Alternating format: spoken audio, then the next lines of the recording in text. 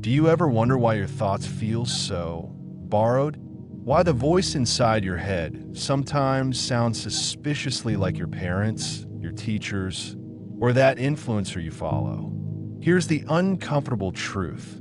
Most of what you think are your own thoughts aren't yours at all. They're carefully planted seeds, cultivated by systems you never consented to join. Right now, as you watch this, your attention is being harvested, not just by this video, but by an invisible machinery that's been operating since the moment you were born. And the scariest part? You've been trained to defend your own mental colonization. In 1928, Edward Bernays wrote something that should have terrified everyone. The conscious and intelligent manipulation of the organized habits and opinions of the masses is an important element in democratic society. But instead of terror, we got normalization. We got used to it. We learned to love our chains. Think about the last argument you had online. Can you trace that opinion back to its source? Really trace it? Most people can't because most opinions aren't discovered, they're downloaded. Like software updates you never asked for, installed while you weren't paying attention. The philosopher Michel Foucault understood this better than most. He called it biopower, the subtle management of bodies and minds not through force, but through what he termed disciplinary power. You're not controlled through violence. You're controlled through architecture. The architecture of your environment, your social media feeds, your education system, even the layout of your grocery store. Consider this. You probably spend more mental energy choosing what to watch on Netflix than questioning why you need Netflix at all. The paradox of choice has become the paralysis of consciousness. You think you're making free decisions, but you're choosing from a menu written by people whose interests are not your interests. Here's where it gets disturbing. The human brain has what neuroscientists call default mode network. It's supposed to be your inner narrator, your sense of self. But studies from Stanford show that heavy social media users actually have altered default mode networks. The voice in your head increasingly sounds like an echo chamber of external voices. Your smartphone isn't just stealing your attention, it's rewriting your neural pathways. Every notification is a small hijacking of your consciousness.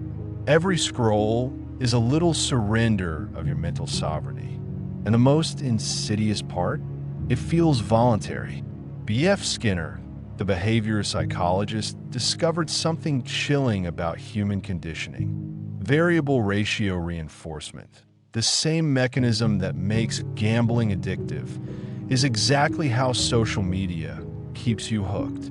You check your phone because sometimes there's a reward, but you never know when. Your brain gets trained to crave uncertainty. But here's what Skinner didn't anticipate. What happens when an entire generation grows up with their reward systems hijacked? What happens when the very capacity for sustained, independent thought becomes a casualty of optimized engagement?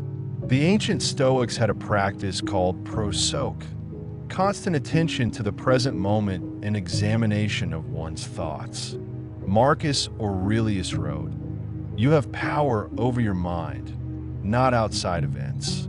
Realize this, and you will find strength. But try practicing prosok in 2025. Try maintaining constant attention when your environment is designed to fragment it." This isn't just about social media. This is about something much deeper. Your thoughts, your desires, your very identity. How much of it is actually yours? The clothes you wear, the music you like, the political opinions you hold, even the way you fall in love. How much was suggested to you by systems that profit from your predictability? Jacques Lacan, the French psychoanalyst, argued that desire itself is always the other's desire. We want what we've been taught to want. But in the digital age, the other isn't just your parents or society. It's algorithms trained on billions of data points to predict and manufacture your next craving. Here's the paradox. The more choices you have, the less free you become. Analysis paralysis isn't just inconvenience, it's control. When you're overwhelmed by options, you default to suggestions. And those suggestions, they're not neutral. Think about your Netflix recommendations. They feel personal, don't they? But they're not based on who you are.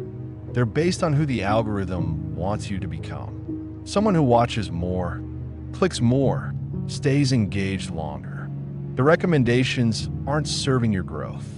They're serving your captivity. But perhaps the most disturbing aspect is how this system makes you complicit in your own mental colonization. You defend your favorite apps, your preferred news sources, your chosen echo chambers. You experience criticism of these systems as criticism of yourself.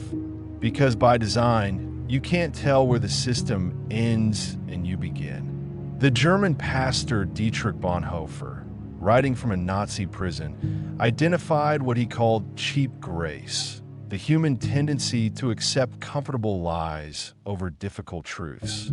In our context, cheap grace is the belief that your thoughts are your own simply because they occur inside your skull. Real freedom, what Bonhoeffer called costly grace, requires acknowledging how unfree you actually are. It demands the uncomfortable work of excavating your mental archaeology, of tracing each belief back to its source, of distinguishing between thoughts you chose and thoughts that chose you. So here's the question that should haunt you. If your attention is your most valuable resource, and it's being harvested without your conscious consent, what does that make you? A customer? A product? Or something even more disturbing? A willing participant in your own mental enslavement? The first step toward mental freedom isn't getting off social media or buying a different phone. It's developing what the ancient Greeks called metanoia, a fundamental shift in consciousness. The recognition that most of what you think you know about yourself might be a carefully constructed illusion. Your mind is not your own, but it could be. The question is, are you ready to pay the price of reclaiming it?